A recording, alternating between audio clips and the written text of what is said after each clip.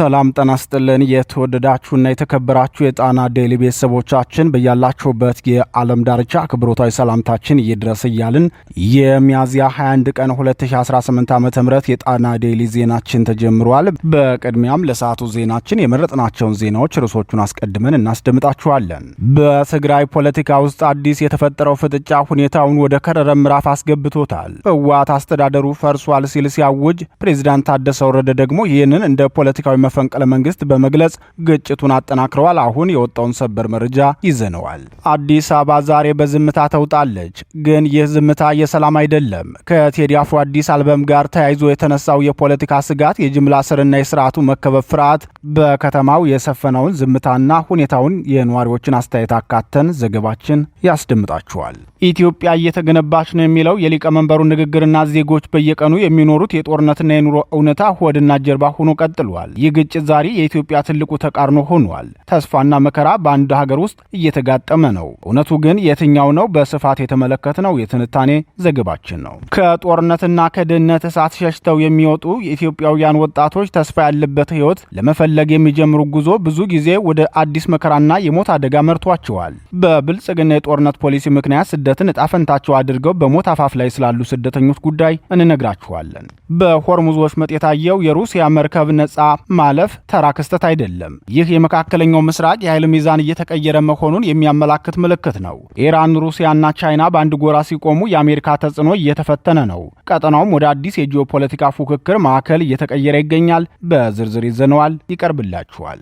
የተወደዳችሁና የተከበራችሁ የጣና ዴይሊ ቤተሰቦች እነዚህንና ሌሎች መረጃዎችንና ዜና ትንታኔዎችን ይዘናል። እስከ ዜናዎቻችን ፍጻሜ ድረስ አብራችሁን ቆዩ እያልን ወደ ዝርዝር ዜናዎቹ እናልፋለን።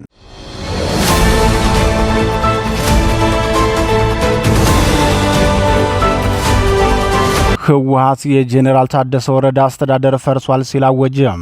ከፌዴራል መንግስት ጋር ያለው የግንኙነት ገመድ መበጠሱንም ቡድኑ ገልጿል። በህወሓትና በትግራይ ጊዜያዊ አስተዳደር መካከል ያለው ልዩነት ወደ ከረረ ምዕራፍ ተሸጋግሯል። የህወሓት ቃል አቀባይ አቶ ሚካኤል አስገዶም ለቢቢሲ እንደገለጹት የፌዴራል መንግስት የፕሬዝዳንት ታደሰ ወረደን የስልጣን ዘመን ለብቻው ማራዘሙ የፕሪቶሪያውን ስምምነት የሚጥስ በመሆኑ ጊዜያዊ አስተዳደሩ ፈርሷል።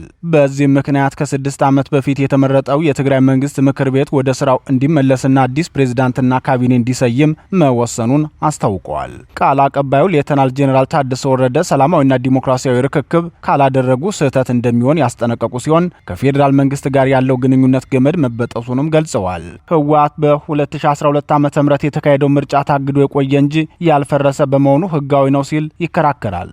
በአሁኑ ወቅት ክልሉ 40 በመቶ የሚሆነው መሬቱ በሌሎች ቁጥጥር ስር በመሆኑ አዲስ ምርጫ ማካሄድ እንደማይቻልና ብቸኛው አማራጭ የቀድሞውን ምክር ቤት መመለስ እንደሆነ ድርጅቱ ያምናል። በሌላ በኩል ፕሬዝዳንት ታደሰ ወረደ የህወሓትን ውሳኔ በጽኑ በመቃወም ድርጊቱ የፕሪቶሪያውን ስምምነት የሚያፈርስና ወደ ጦርነት የሚያመራ መፈንቅለ መንግስት ነው ሲሉ ገልጸውታል። ፕሬዝዳንቱ የሚመሩት ካቢኔ መደበኛ ስራውን እንደሚቀጥል ቢያስታውቁም ህወሓት ግን ምክር ቤቱን ዳግም በማዋቀር አዲስ አስፈጻሚ ለመሰየም በዝግጅት ላይ መሆኑን ገልጿል።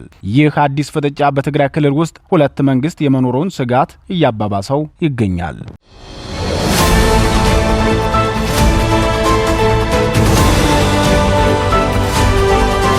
የቴዲ አፍሮ ዜማና የብልጽግና የመከበብ ስጋት። አዲስ አበባ በዝምታ ተውጣለች። ነገር ግን ይህ ዝምታ የሰላም አይደለም። ከዝምታው ጀርባ አንድ ትልቅ ፍርሃት አለ። በቤተ መንግስቱ ቅጥር ግቢ ውስጥ የሚርመሰመሰው ስጋት የአንድ ድምፃዊ ዜማ የታጠቀን ሰራዊት ያህል ያስፈራው ለምንድን ነው? ዛሬ በጣና ዴይሊ የቴዲ አፍሮን አልበም ተከትሎ የተዘረጋውን የፖለቲካ ድራማ፣ የታፈሱትን ወጣቶችና በታሪክ ታይቶ የማይታወቅ የስርዓቱን የመከበብ ፍርሃት በጥልቀት እንመለከታለን። የኢትዮጵያ ፖለቲካና የኪነ ጥበብ ፍጥጫ ቀጥሏል። በየዘመናቱ ጥበብ የፖለቲካ መስታወት ሆና ቆይታለች። በ1997 ዓ.ም የቴዲ አፍሮ ያስተስርያል አልበም የወቅቱን የኢህአዴግ መንግስት መሰረት እንዳናወጠው ሁሉ ዛሬም የቴዲ አፍሮ አዲስ አልበም መለቀቅ በብልጽግና መሪዎች ዘንድ ሰላም ነስቷል። የጣና ዴይሊ የፖለቲካ ተንታኞች እንደሚሉት መንግስት የሚፈራው ሙዚቃውን ብቻ አይደለም፣ ሙዚቃው በህዝብ ዘንድ የሚፈጥረውን የመቀስቀሻ መንፈስ እንጂ። አዲስ አበባ ዛሬ በመንግስት እይታ የሰላም ከተማ ሳትሆን በማንኛውም ሰዓት ሊፈነዳ የሚችል እሳተ ገሞራ ያረገዘች ምድር ናት ብለዋል። ይህን ዜና መሰረት አድርገን አስተያየት የጠየቅናቸው የጣና ዴይሊ የፖለቲካ ተንታኞች የብልጽግናው መዋቅር ያልበላውን እያከከ ነው፣ ህዝብ ያላሰበውን እያሳሰበ ነው። የቴዲ ሙዚቃ ብቻም ሳይሆን የህዝቡ ዝምታ አስጨንቆ አስጨንቆታል ሲሉ ስለ ሁኔታው ይናገራሉ።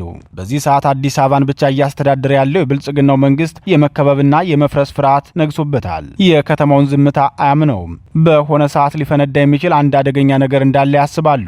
ይህ ነገር ነው በህዝቡ ላይ ወከባ እንዲፈጠርና ጫና እንዲበዛ ያደረገው ብለዋል። ባለፈው ሳምንት ብቻ ከ130 በላይ ወጣቶች ከአዲስ አበባ ጎዳናዎች ታፍሰው ተወስደዋል። ብልጽግናው ለዚህ የሰጠው ምክንያት አስቂኝና አሳዛኝ ነው። ከአልሸባብና አይኤስ ጋር ግንኙነት አላቸው የሚል ነበር።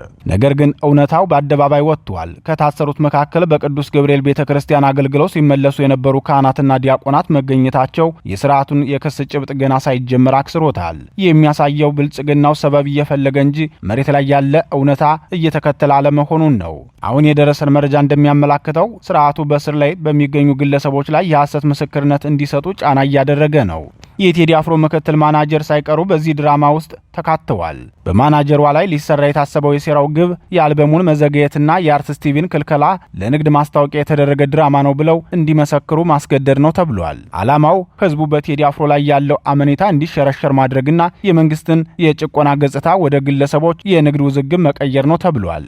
በአሁኑ ሰዓት የብልጽግናው ስርዓት ቁጥጥር ከአዲስ አበባ ውጭ መሳሳቱ ይታወቃል። በሁሉም አቅጣጫዎች የሚሰሙ የጦርነት ነጋሪቶች የኢኮኖሚው ውድቀትና የዲፕሎማሲው መዳከም መንግስትን የመጨረሻው ሰዓት ላይ እንዳለ ሰው እያሳበደው ይገኛል። የከተማውን ዝምታ አያምነውም ይላሉ የጣና ዴሊ ተንታኞች። ይህ ፍርሃት ነው ወጣቶችን እንዲያፍስ፣ ካህናትን እንዲያስርና የፈጠራ ዶክመንተሪዎችን እንዲያቀናብር የሚያደርገው። ብልጽግናው በህዝብ ፊት ነጥብ እየጣለ መሆኑን እንኳን ማስተዋል እስኪሳነው ድረስ በስጋት ተውጧል። ጥበብን ማሰር፣ ዝምታን መሸጎጥ ይቻል ይሆን? ታሪክ የሚያስተምረን አንድ እውነት አለ። የህዝብ ብሶት በዜማ ሲቀመር በምንም አይነት የፖለቲካ ድራማ ሊገታ አይችልም። ብልጽግናው እያዘጋጀ ያለው ዶክመንታሪ እውነትን ይገላል ወይንስ የራሱን ውድቀት ያፋጥናል? እናንተስ ምን ትላላችሁ? ይህ የጅምላ ስርና እየተዘጋጀ ያለው ዶክመንታሪ በኢትዮጵያ ፖለቲካ ላይ ምን አይነት ተጽዕኖ ይኖረዋል? የሚሉ ጥያቄዎች ካሁኑ እየተነሱ ይገኛሉ።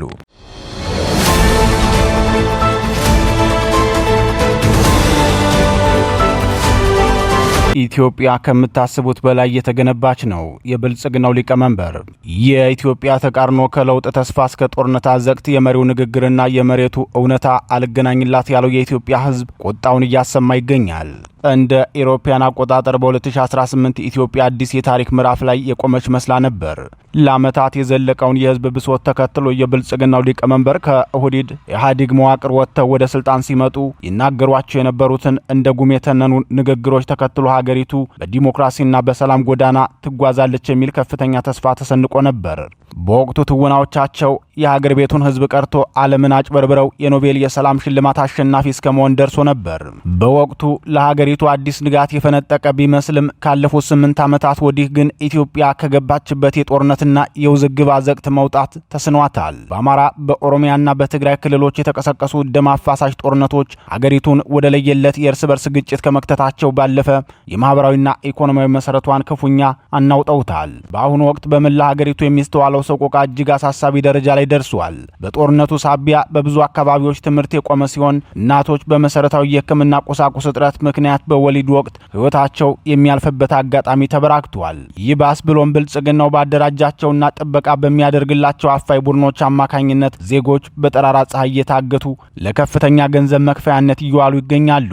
የሃይማኖት አባቶችና ካህናት ግድያ፣ ዜጎች በማንነታቸው ምክንያት ከቀያቸው መፈናቀላቸውና በቪዲዮ የታገዘ የጸጥታ ኃይሎች ዝርፊያ መንግስት የለም የሚያሰኝ ሁኔታ ፈጥሯል። ከክልል ከተሞች ወደ አዲስ አበባ የሚደረጉ የየብስ ጉዞዎች በጸጥታ ስጋት በመቋረጣቸው ምስኪኑ ህዝብ ቤቱንና ጥሪቱን ሽጦ በማይገኘውና ውድ በሆነው የአየር ትራንስፖርት እንዲጠቀም መገደዱ የመከራው አንድ አካል ሆኗል። ሙዚቃ አዳመጣችሁ በሚል ሰበብ ዜጎች ላይ የሽብር ክስ መመስረቱ ደግሞ የስርዓቱን ያፈና ጥልቀት የሚያሳይ ሆኗል። በዚህ መራራ እውነታ ውስጥ ግን የብልጽግናው ሊቀመንበር በቅርቡ የሰጡት መግለጫ በህዝቡ ዘንድ ከፍተኛ ቅሬታንና ቁጣን ፈጥሯል። በሊቀመንበሩ ኢትዮጵያ ከምታስቡት በላይ በጠንካራ መሰረት ላይ እየተገነባች ነው ሲሉ መናገራቸው ከመሬት ላይ ካለው የህዝብ ሰቆቃ ጋር ፈጽሞ የማይጣጣም ሆኖ ተገኝቷል። በተለይም ዓለም አቀፍ የነዳጅ ቀውስ በገጠመበት ወቅት የኢትዮጵያ አየር መንገድና የሀገር ውስጥ ትራንስፖርት አለመቆሙን እንደ ትልቅ ስኬት አንስተዋል። ብልጽግናው ለነዳጅ ድጎማ በወር እስከ 20 ቢሊዮን ብር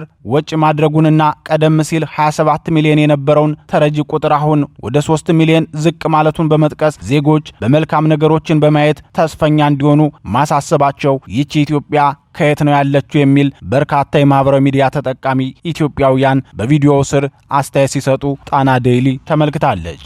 ይሁን እንጂ በብልጽግናው በኩል የሚቀርበው ይህ የብልጽግና ትርክትና ዜጎች በየቀኑ የሚጋፈጡት የሞት የእገታና የራብ እውነታ ሰማይና ምድር ሆኖ ይታያል። የነዳጅ ድጎማና የአየር መንገድ ስኬት በሚነገርበት ሀገር ውስጥ ዜጎች በመንገድ ላይ በሰላም የመንቀሳቀስ መብታቸውን አጥተዋል። የተረጂ ቁጥር ቀንሷል በሚባልበት ወቅት በሚሊዮኖች የሚቆጠሩ ተፈናቃዮች መጠለያና ምግብ አጥተው በየሜዳው መውደቃቸው የመንግስትን ስኬት ጥያቄ ምልክት ውስጥ የሚከት ነው። በአጠቃላይ በመሪው የተስፋ ንግግርና በዜጎች መከራ መካከል ያለው ጥልቁ ልዩነት ሀገሪቱ ከገባችበት የፖለቲካና የሞራል ቀውስ ለመውጣት የምታደርገውን ጉዞ እጅግ አዳጋች አድርጎታል ሲሉ ተንታኞች ይናገራሉ።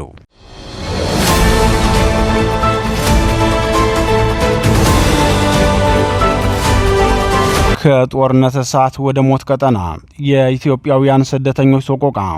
ሞትን የሚጠባበቁ ኢትዮጵያውያን በሳውዲ አረቢያ በኢትዮጵያውያን ፍልሰተኞች ላይ ልትፈጽም ያቀደችውን ግድያ በአስቸኳይ እንድታግድ ሂውማን ራይትስ ዎች ጠየቀ። የብልጽግናው መንግስት ቸልተኝነት ደግሞ ነገሩን አሳሳቢ አድርጎታል። ኢትዮጵያ በተለያዩ ታሪካዊ ዘመናት ውስጥ ባስተናገደቻቸው ፖለቲካዊ አለመረጋጋቶችና የእርስ በርስ ግጭቶች ሳቢያ ዜጎቿ ሀገራቸውን ጥለው እንዲሰደዱ ስታስገድድ ቆይታለች። በተለይም ከቅርብ ዓመታት ወዲህ በሰሜን ኢትዮጵያ እና በሌሎችም አካባቢዎች የተከሰቱት አውዳሚ ጦርነቶች ይህንን ስር የሰደደ የታሪክ ዳራ ይበልጥ አባብሰውታል። ጦርነቱ የፈጠረው ሰብአዊ ቀውስ፣ የኢኮኖሚ መፈራረስና የደህንነት ስጋት ሀገሪቱን ለዜጎቿ በተለይም ለወጣቱ ትውልድ ምቹ ያልሆነች ምድር አድርጓታል። በመሆኑም የሰላም አየር ለመተንፈስና የተሻለ ህይወትን ፍለጋ የሚደረገው ስደት የዘመናችን ትልቁ የኢትዮጵያውያን ማህበራዊ ቀውስ በመሆን የእርስ በርስ ጦርነቱ ለዜጎች መፈናቀል ዋነኛ ማነቆ ሆኖ ቀጥሏል። ብልጽግናው ደግሞ የጦርነት ፖሊሲውን ተከትሎ ከዘርፉ ጋር ይሄዳል ያለውን ስደተኞችን እየደለለ የሚልክለትን መስሪያ ቤት ከፍቷል። በቅርቡ ባወጣው ሪፖርቱም በአማራ ክልል የላኳቸው ወጣቶች ቁጥር የመጀመሪያውን ደረጃ ይይዛል ሲል በኩራት ነው የተናገረው። ይህንን የጦርነትና የድህነት እሳት ሽሽት በየቀኑ በገፍ ሀገራቸውን ጥለው የሚሰደዱ ወጣቶች ቁጥር እጅግ አሳሳቢ ነው። ወጣቶቹ ተስፋ ሰንቀው የሚያደርጉት ጉዞ ግን ከድጡ ወደ ማጡ ነው። በየመን በኩል የኤደን ባህረ ሰላጤን ለማቋረጥ ሲሞክሩ በባህር ላይ ለሚደርስባቸው አደጋ ተጋልጠው የውቅያኖስ አሳ ነባሪ ቀለብ መሆናቸው፣ በየበረሃውም በውሃ ጥም ማለቃቸው የዘወትር አሳዛኝ ዜና ነው። ይህንን የሞት ባህር ተሻግረው በህይወት ለመቆየትና ጉዟቸውን ለማሳለጥ ሲሉ ብቻ በአዘዋዋሪዎች አስገዳጅነት እንደ ጫት ያሉ በሳውዲ የተከለከሉ እጾችን ተሸክመው ድንበር ለማቋረጥ ይገደዳሉ። ባህሩን ተሻግረው ሳውዲ አረቢያ የደረሱትም ቢሆኑ የሚያጋጥማቸው ሌላ አሰቃቂ የሞት ቀጠና ነው። ሂውማን ራይትስ ዎች ሰሞኑን እንዳጋለጠው ቢያንስ 65 ኢትዮጵያውያን ፍልሰተኞች ጥቃት በሌለበትና ህገወጥ መሆኑን ባልተረዱት የጫት ዝውውር ክስ በማንኛውም ሰዓት ሊገደሉ ይችላሉ። ሶስቱ ደግሞ ቀደም ብለው ተገለዋል። እነዚህ ስደተኞች የህግ ጠበቃም ሆነ አስተርጓሚ ሳያገኙ በድብደባ ምንነቱን ሳያውቁ የፈረሙትን ሰነድ ተገን በማድረግ በሳውዲ መንግስት የሰብአዊ መብት ጥሰትና ኢፍትሐዊ ዳኝነት ሰለባ ሆነዋል። ሳውዲ አረቢያ የውጭ ዜጎችን በጅምላ በመቅጣት ለሌሎች ማስተማሪያ የማድረግ አሰቃቂ ፖሊሲዋን በኢትዮጵያውያን ላይ እያሳረፈች ትገኛለች። ይህ ሁሉ ሰቆቃ በዜጎች ላይ ሲፈጸም የብልጽግናው መንግስት እያሳየ ያለው ቸልተኝነት እጅግ የሚያሳዝን ነው። ብልጽግናው እርስ በርስ በመዋጋት ተወላጆቹ ከሀገር እንዲሰደዱ ምክንያት ከመሆኑን ባሻገር በባዕድ ሀገር የሞት አደጋ ሲያንዣብባቸው ቢያንስ የቆንስላ ድጋፍ በማድረግ ዜጎቹን ከመታደግ ይልቅ ጆሮ ዳባ ልበስ ማለቱ ኃላፊነት የጎደለው አሰራርን ያሳያል። ወጣቱ ከሀገሩ ጦርነት ሸሽቶ ባህር አቋርጦ የአሳ ነባሪ ቀለብ ከመሆን ተርፎ በመጨረሻም በሳውዲ እስር ቤቶች ያለምንም የህግ ከለላ በግፍ እስኪገደሉ ድረስ ያለው ጉዞ የኢትዮጵያውያን ስደተኞችን መሪር እጣ ፈንታና የብልጽግናውን የዜጎች ክብር ጠባቂነት ውድቀት ፍንትው አድርጎ ያሳያል። አሁንም ጊዜው ሳይረፍድ ከሳውዲ ባለስልጣናት ጋር በአስቸኳይ በመነጋገር የዜጎችን ህይወት ሊታደግ ይገባል የሚሉ በርካቶች ናቸው።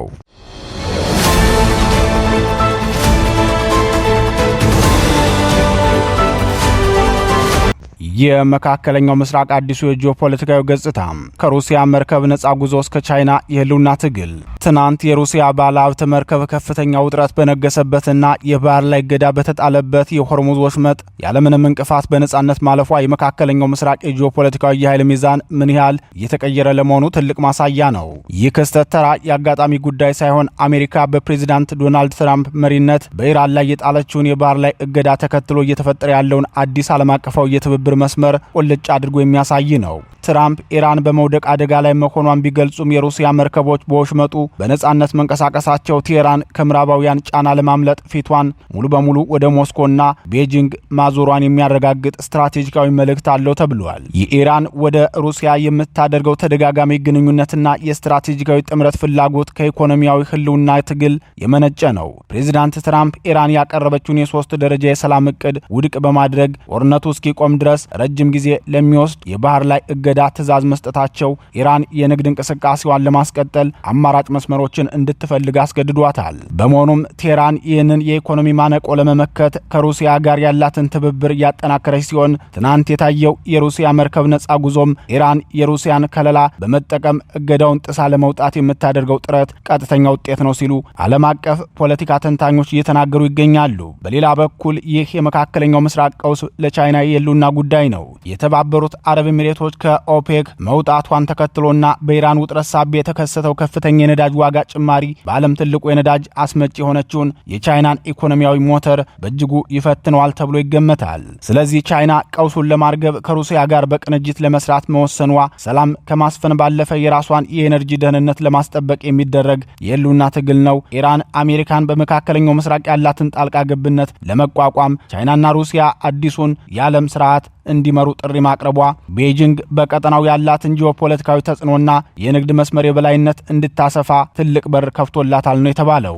ይህ አዲስ የምዕራፍ ጎራ ኢራን፣ ሩሲያና ቻይና ትብብር እየጎለበተ ባለበት በአሁኑ ወቅት የቀጠናው ውስጣዊ ሁኔታ እጅግ ተሰባሪ ሆኗል። በሊባኖስ በኩል የተደረሰው የተኩስ አቁም ስምምነት በእስራኤል የአየር ድብደባ በአኒን ከተማ መጣሱና በጋዛ ያለው የሲቪሎች አደጋ መቀጠሉ ቀውሱ በቀላሉ እንደማይበርድ ያሳያል። የዚህ ጂኦፖለቲካዊ መፋጠጥ መዘዝ በመካከለኛው ምስራቅ ብቻ የተወሰነ አይደለም። የጦርነቱ መዘዝ ያስከተለው የአውሮፕላን ነዳጅ ዋጋ መናር የአውሮፓ አየር መንገዶችን ከኮቪድ-19 ወዲህ ወደ ታየው የከፋ የኢኮኖሚ ቀውስ ውስጥ ከቷቸዋል። በአጠቃላይ ሲታይ የሩሲያዋ መርከብ በሆርሙዝ ወሽመጥ ማለፍ አሜሪካ በቀጠናው ያላትን ተጽዕኖ የሚፈታተንና አዲስ የባለብዙ ዋልታ የኃይል ሚዛን መፈጠሩን ያበስራል። ኢራን ማዕቀቡን ለመቋቋም፣ ሩሲያ ጂኦፖለቲካዊ አጋርነቷን በተግባር ለማሳየት እንዲሁም ቻይና የኢኮኖሚ ህልውናዋን ለማረጋገጥ የሚያደርጉት ጥምረት መካከለኛው ምስራቅን የአዲሱ የዓለም ስርዓት የትግልና የፉክክር ዋና ማዕከል አድርጎታል።